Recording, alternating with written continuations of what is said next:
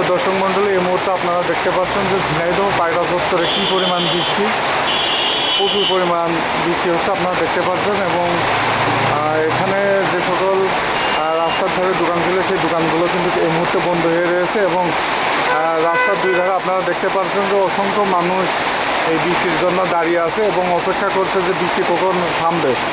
এই কারণে দেখতে পাচ্ছেন যে রাস্তার দুই ধারে অসংখ্য মানুষ দাঁড়িয়ে আছে। তো আমি আসলে যে জায়গাটিতে দাঁড়িয়ে আছি এটা হচ্ছে ঝিনাইদহ পায়রা চত্বর। আর ঝিনাইদহ পায়রা চত্বর থেকে সরাসরি লাইভে যুক্ত হয়েছি।